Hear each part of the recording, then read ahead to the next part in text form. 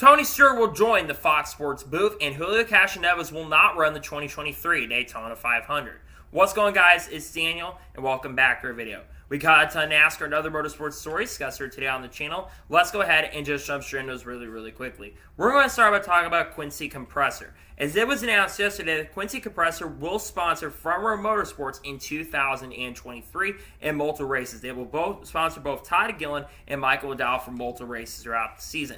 Glad to see a new company jumping on board and sponsoring both drivers in 2023. Front Row Motorsports has been announcing a bunch of different drivers throughout the season, so glad to see that they will be sponsoring him, and happy that Quincy Compressor joins Front Row in 2023.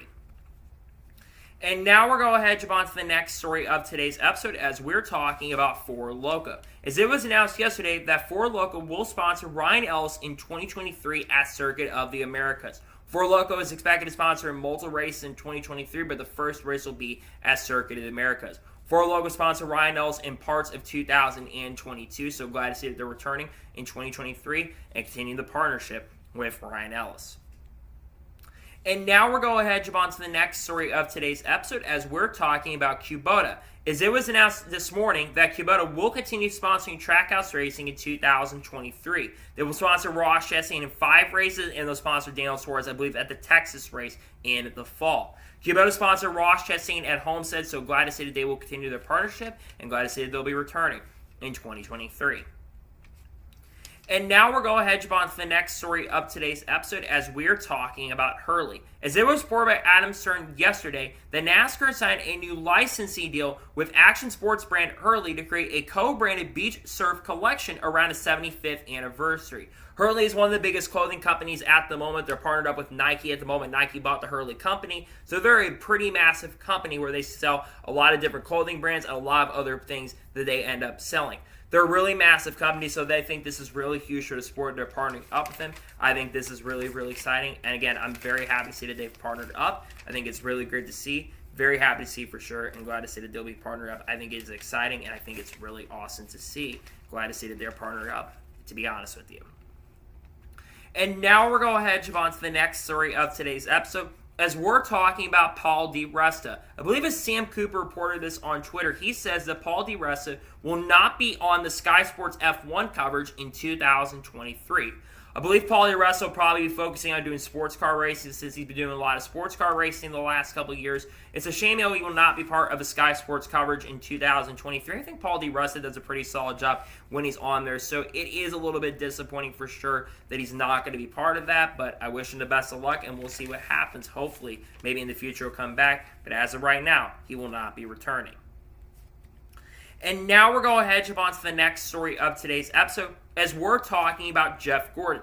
Now, Jeff Gordon was on SiriusXM NASCAR radio over the last couple of days, and Jeff Gordon decided to speak on the 2014 Texas restart that happened in 2014. For those of you who did not watch back in 2014, one of the late race restarts happened, and Jeff Gordon kind of came down on Brad Keselowski. He ended up having a cut tire. Now, Jeff Gordon was really mad, and there was a fight between him, Brad Keselowski, and Kevin Harvick, who kind of started the fight a little bit. Jeff Gordon then finally, and he admitted this on SiriusXM, they actually took responsibility for the wreck. Geez, nearly took 10 years for Jeff Gordon to finally admit responsibility. In all seriousness, though, I'm glad to see that Jeff Gordon decided to take a little bit of responsibility for that. Yes, I really was mad at the time as a Jeff Gordon fan that Keselowski did that, but now in NASCAR's heyday, Keselowski was one of the first drivers that showed a lot of aggression in the mid-2010s, and you got to be a little more aggressive nowadays. So I can't blame Jeff Gordon for being upset at the time, but at the same token, same time, nowadays, you've got to be a little bit more aggressive. So, good to see Jeff Gordon take a little bit of responsibility. Don't get me wrong, but at the same token, same time, as a Jeff Gordon fan, it was really interesting to watch. So, interesting move for sure that Jeff Gordon decided to take responsibility for the 2014 Texas restart.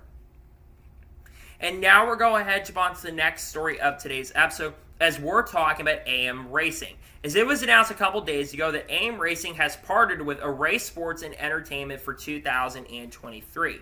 AM Racing is already having a big year in 2023 as they're moving up to Xfinity Series on a full-time basis with Brett Moffitt. This is a really cool partnership that they have with Array Sports and Entertainment. I wonder if this means that Brett Moffitt's part of that agency now. I think this is really cool to see, and glad to see they've partnered up with Array Sports and Entertainment. Really excited to see for sure, and glad to see that they've gone ahead and partnered up with them.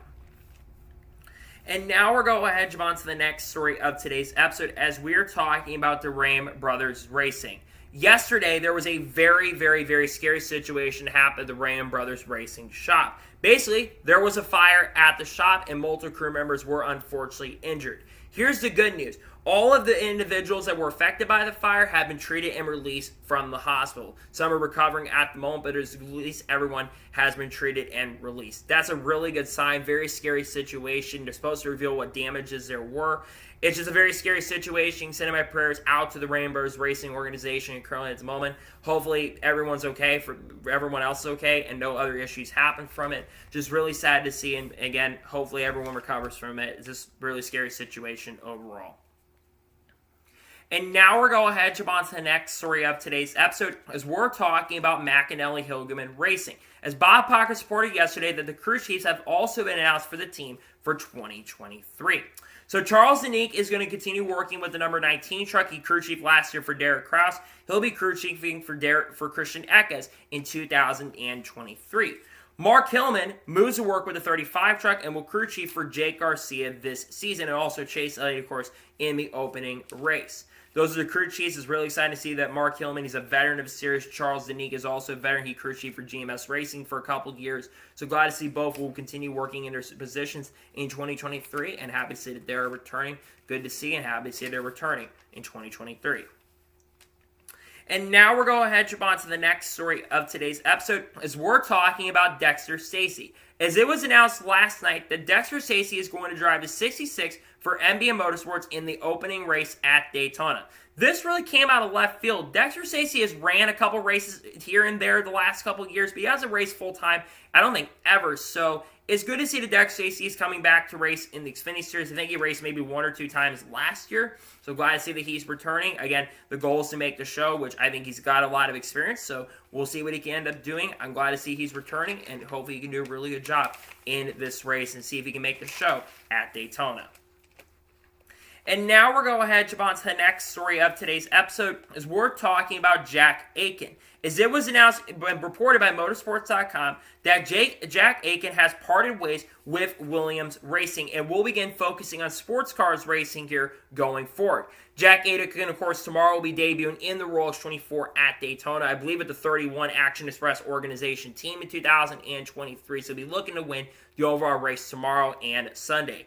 Jack Aitken's definitely got a lot of talent for sure. It's a shame he won't be focusing on a Formula One career going forward, but he's going to have a really good chance to win this race tomorrow, so I'm wishing the best of luck tomorrow. It's good to see he's going to have an opportunity to run full. I think he's run the full season, if I'm not mistaken, with the Action Express organization this year. So we'll see what happens, but glad. It's disappointing he won't be part of Williams, but glad to see he'll have an opportunity to compete with a really strong organization and focus on sports car racing.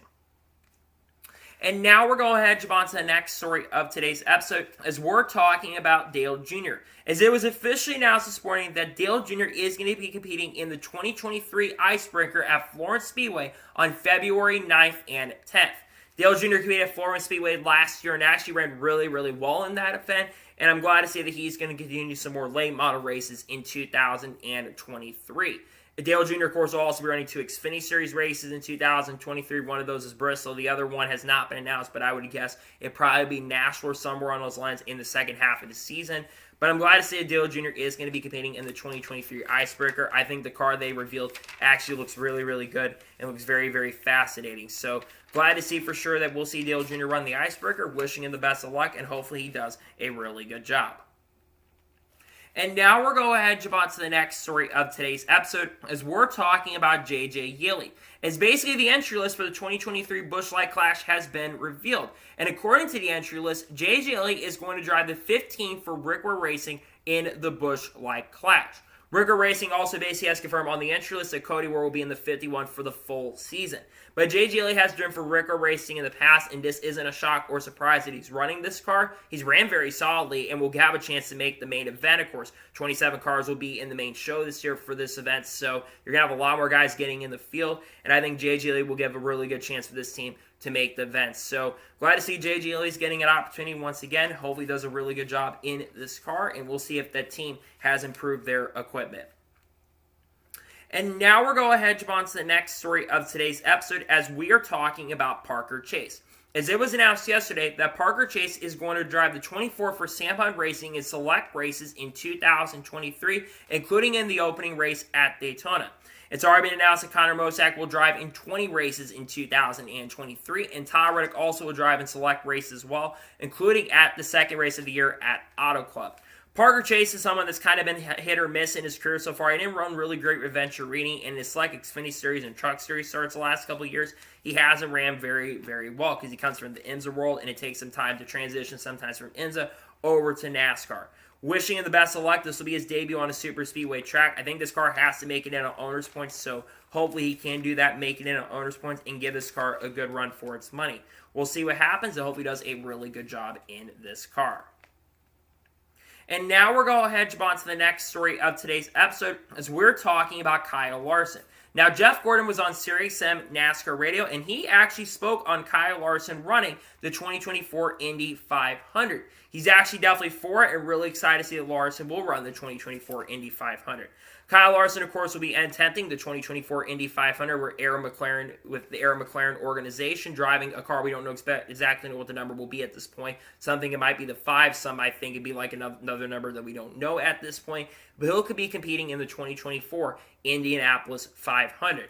I think Kyle Larson's got a really good chance to win the Indy 500 2024 if he gets the preparation, preparing things a lot closer. And, of course, Hendrick is partnering up with that team for that event. So it's really exciting, and we'll see what Kyle Larson can do. And good to see that Jeff Gordon has a lot of praise for Larson running the event because I think Kyle Larson does have a really good chance to be competitive in the event. So we'll see what happens, and we'll see what happens going forward. But glad to see that he'll get an opportunity to compete in that. And I think he will do a really good job when he goes and runs the event in 2024 in the Indy 500. And now we're going to head on to the next story of today's episode as we are talking about Speed Vision. As it looks like Speed Vision is back. We know the Speed Vision was expected to be coming back, but the guys running Speed Vision is actually returning on Fubo TV, and it will have coverage for a lot of different things, dirt races, and also the 24 hours of Le Mans, while will also be, I believe, on Speed Vision when it does return this year. And like I said, they've got a pretty big deal with Fubo.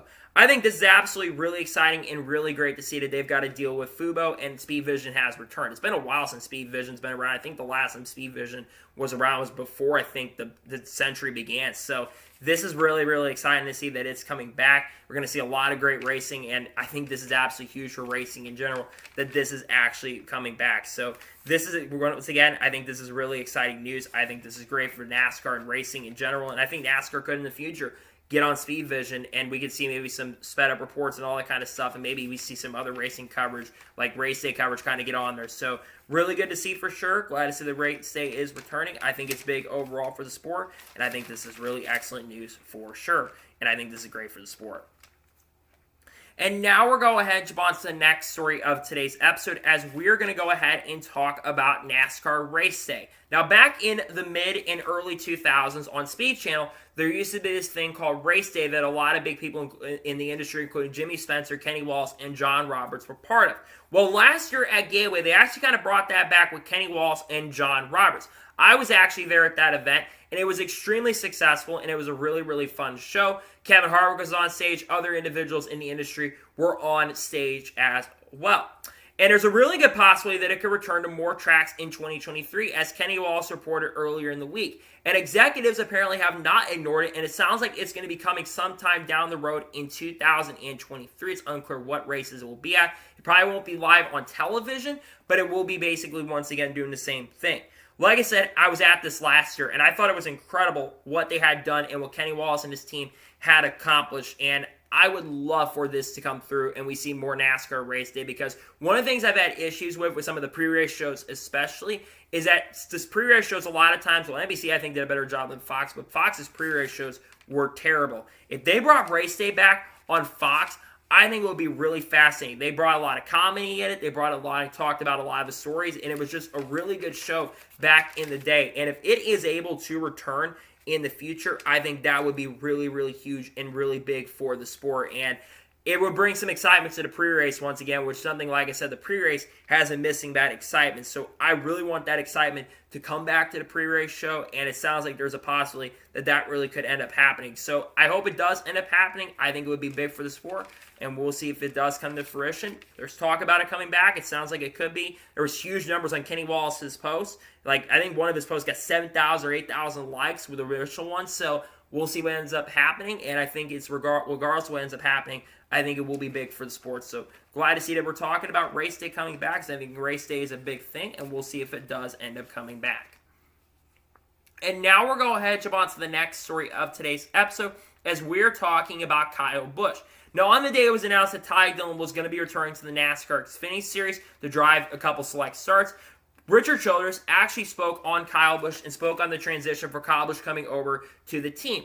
And Richard says that everyone is really excited at that organization, and they're excited that Kyle Busch is coming in with this workaholic. They actually won a sports car race we actually talked about. They won the WRL stock car event that they ended up participating in, and they won that race and were really, really strong in their class. Kyle Busch 100% is going to be a big benefactor to Richard Childress Racing.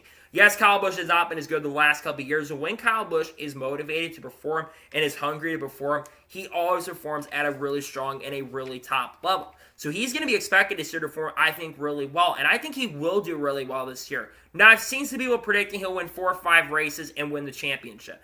I'm not going that far as saying he's going to win 4 or 5 races, just because I'm not sure how he's going to perform and how the team will be.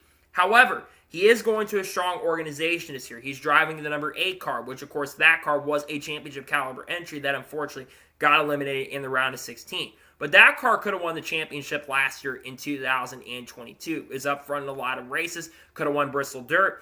Could have won both Kansas races, actually. Could have won the Busch Light Clash, which we'll talk about that here later this week. We got a lot going on there, and I think Kyle Busch is really going to be a huge asset and a huge benefactor to this organization going forward. And I think he's going to be a championship contender this year. I think he will actually make the Final Four this year. I've seen people predicting that he'll win the championship. I'm not going to that stretch yet, but I think he will win a championship contender, win a couple races, and have his best year since he won the championship in 2019.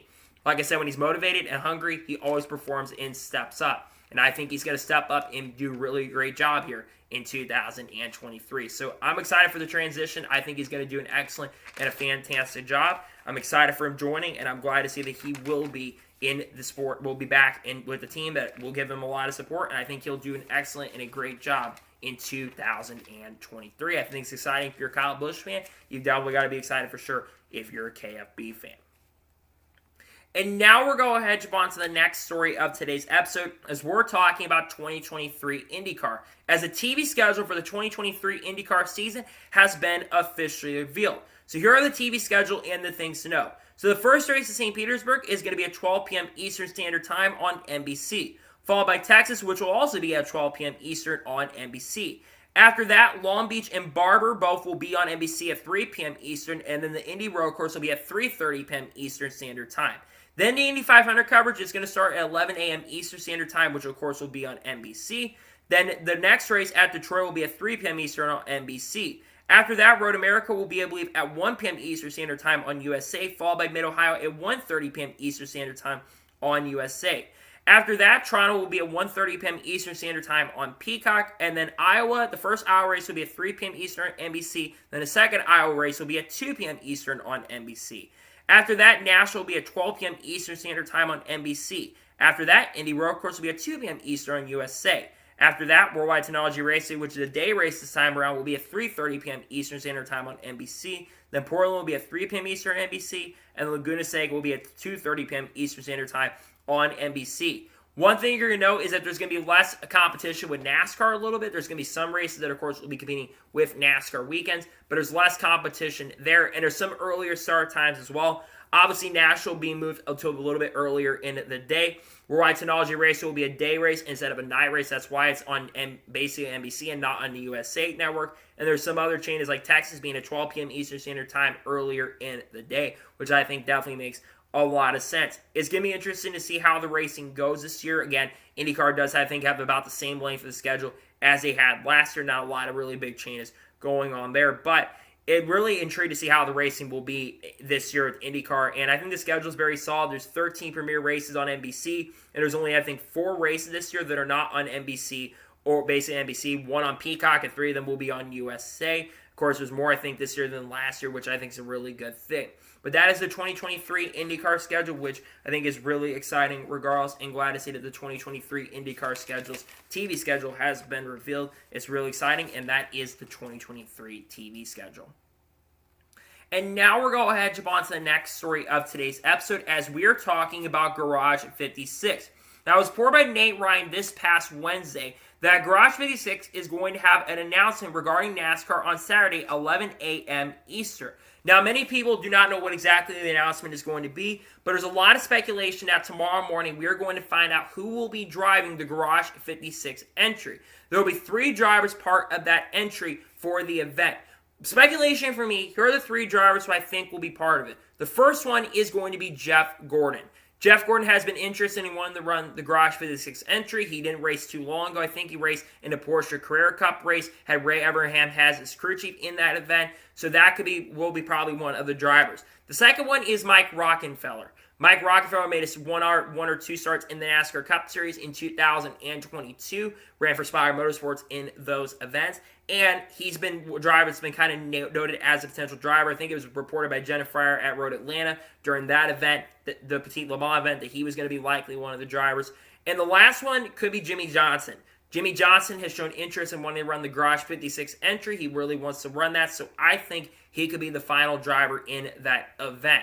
This Garage 56 entry, of course, will be running in its own class, but also be going for the overall victory. The goal for this car is to finish the race, which I don't think any NASCAR type of car that's ran the entry has ever made it in finish the race overall. But I think this car does have a really good chance. Of course, it's a next-gen car with different modifications. There's some different things that are different with this one compared to the actual next-gen car, which is very, very interesting. But regardless, so I think it's huge to see that these drivers could be the potential candidates for the car. Maybe someone else that we don't know at this point could get an opportunity to drive it. Maybe a Kamui Kobayashi perhaps could drive it, which Kamui Kobayashi was part of the Cadillac brand for a long time, so maybe Kamui could have an opportunity to be a driver that does get a chance. I know it sounds like a little bit of crazy and wish list, but it would be interesting if T became a driver that could drive his car.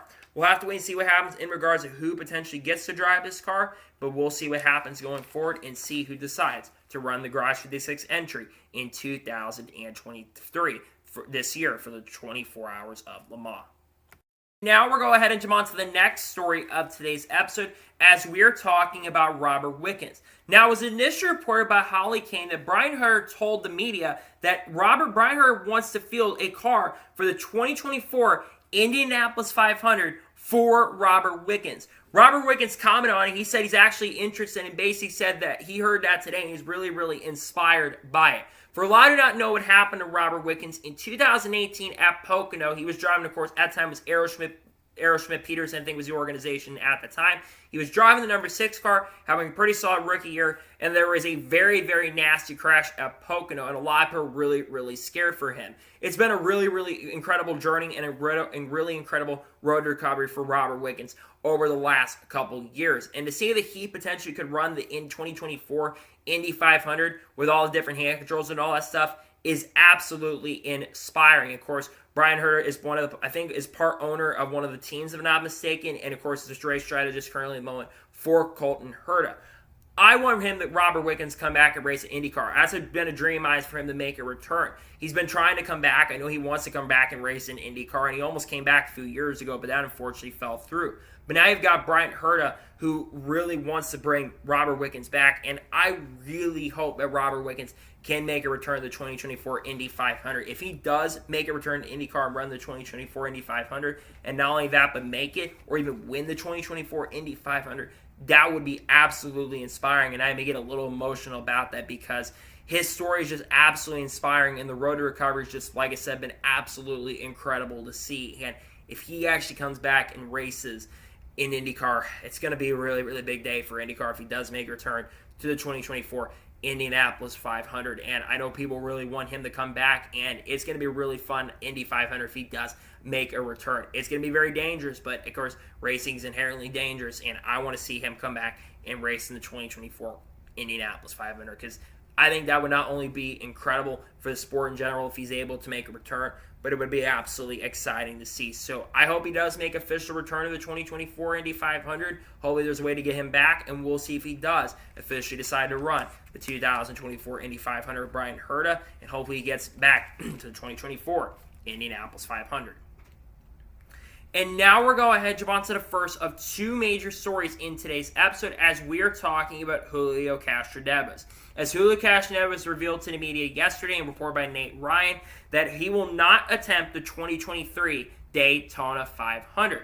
Later, Nathan Brown Base reported said that they actually were working on a pretty big deal with the money team to drive the 50 car, but unfortunately that deal kind of fell through with the uncertainty of making it or not making the Daytona 500 with how competitive the drivers are that are attempting to make Daytona 500 this year. They decided to scrap the deal, and he, of course, will be there probably to watch 2023 Daytona 500. And will probably be there in attendance, probably with the organization to kind of watch it, but he will not be at the 2023 Daytona 500.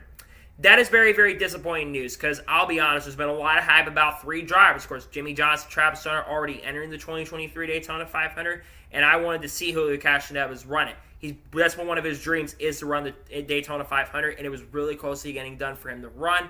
I was literally starting to get a little skeptical when Project 91 announced that they were not going to be running the Daytona 500, but it's like, okay, you have the money team right now here, which could be a possibility for him to run. But it is disappointing to see, nonetheless, that Castroneves is not going to run the 2023 Daytona 500 because while the money team is not the fastest organization in the world, and they did make it last year because there weren't as many non-competitive cars there, I think he could have had a shot to make it. Julio does have stock car racing experience, so it's been a long time because he raced in IROC back in the mid-2000s, but it's been a very, very long time, and he doesn't have as much experience as other drivers who are competing in this event. But just because that he's not running it does not mean that the 50 car may still have a possibility of entering. According to Adam Stern last night, apparently Connor Daly still could run the 2023 Daytona 500 in the 50 car, but a deal has not been finalized at this point, and they're still working on a deal per sources. So there still is a possibility of the 50 team entering the 2023 Daytona 500, but it won't be if Helio Castroneves this year, unfortunately. He does hope in the future, though, long-term, that he does get to run the Daytona 500 in the next couple of years, maybe in 2024, maybe 2025. If Project 91 decides to run the Daytona 500, I would have to imagine that he would be the driver that they would go ahead and choose. And I think there's a chance Julio could still run a race this year. I know Julio wants to race in NASCAR, and they're trying to find a ride for him. Maybe he runs the double, maybe runs a Coke Indy double maybe later this year. That could still be a very big possibility, but like I said, it is very disappointing to see that Julio didn't run because I really wanted Castroneves to run the 2023 Daytona 500. And the fact now that he's not going to run that, like I said, is really disappointing. But you do have a lot of competitive cars this year that are trying to make the show. You've obviously got Jimmy Johnson with Legacy Motor Club in an 84 car. That car is going to be fast. You've got Travis Pastrana driving the 67 car for 2311 Racing. That's going to be fast. You're going to have Chandler Smith attempting to qualify in the number 13 for College Racing. College Racing has been fast at super speedways. You know they're going to be faster. You've got, of course, Austin Hill in the 62 car. Austin Hill is a really strong super speedway racer, so that team's going to be fast. And then you obviously, of course, have Zane Smith, who will be attempting at a front row car. We still don't know what number that is going to be at this exact point. We're still waiting on that. And you've got other teams that can enter. You've got NY Racing that still can enter with Gray Biffle, perhaps, and maybe the Team Haysbert could enter. Nothing is guaranteed at this point. Anything's possible. But like I said, it is extremely disappointing to see that we're not going to see Castroneves run the Daytona 500 because I think it would have been really, really cool. But I was starting to get a little bit uncertain. The fact it had not been announced was really starting to make me nervous about him entering. So it's disappointing here. Will not enter the 2023 Daytona 500, but I do hope in the future, maybe next year, they can find a way for Castroneves to run the 2024 Daytona 500. So disappointing news to hear today. Disappointing to hear the Castroneves will not run, and unfortunately, a deal fell through. It's disappointing, but he will not run the 2023 Daytona 500. And now we're going ahead and jump on to the final major story of today's episode as we are talking about Tony Stewart. As it was announced yesterday that Tony Stewart will return to the Fox Sports booth for 2023. He will do the Clash and the Daytona 500. Just like last year, Tony Stewart did a bunch of races last year. Did I think 5 or 6 races last year with Fox. He did the Clash, he did the Daytona 500, he did COTA, and he also did Sonoma at the end of the year as well. Tony Stewart did a pretty good job in the booth last year, so I'm very excited to see that he is going to be returning to the booth in 2023 for a select few races. I would expect that Tony is going to do more races than the Daytona 500 in the Clash this year, unless he does decide to focus more on running his team and his NHRA program. But Tony Stewart has a lot of endeavors that he has to be working on, so he's going to be focused on a lot of different things. But Tony Stewart coming back to the booth, I think is absolutely huge, and glad to see that he is returning, and I think he'll do a very, very good job in the Fox Sports booth this year. Excited to see that, and I think he and Clint will gel really well together, because I think he and Clint did a very solid job last year in the booth, though it could have been a little bit over-comedic. Tony Stewart brings a lot of insight. He's someone that does bring jokes, but also can take the sport very seriously as well. With Tony Stewart entering and doing the booth in 2023, you're going to see a rotation once again. So we'll talk about people that potentially could be in the Fox Sports booth for the Cup Series this year. First one you got is Larry McReynolds. Larry McReynolds did a lot of races in the second half of the Fox coverage, so I would have to think that he probably will get back in the booth at some point this year. Maybe he gets back in the booth at Auto Club, perhaps. That's the first race that is available, perhaps, so he could get back in the booth there. Next one is Jamie McMurray. Jamie McMurray did a lot of Fox coverage last year, and I think he did a really strong job last year in the Fox booth, so he'd be someone I would love to see back in the booth in the Cup races in 2023. Then you think about Kurt Busch. Kurt Busch, of course, is still not cleared to race at the moment. We know that he's been interested in maybe doing some commentaries. He's done truck commentaries in the past, and I have to say that he's done a really strong job with those truck commentaries. So I think he would be a good choice to bring into the Fox Sports booth, and I think he would do a really good job. What about bringing Carl Edwards in the Fox Sports booth? Carl Edwards, when he did ESPN coverage, he did a really strong job back in the 2000s when he was doing ESPN coverage. He really brought a lot of intrigue and a lot of excitement and was a really good commentator back in the day. It would be really intriguing to bring him out of retirement and maybe get up in the Fox Sports booth. What about others like Chad Knaus? Chad Knaus did a really strong job last year when he did the few races, did the Richmond race, which is a very important race, and also did Martinsville as well. There's a lot of other people that could get an opportunity to join the Fox Sports booth. But long-term, next year, not this year, but next year, you're likely going to see Kevin Harvick join the Fox Sports booth in 2024.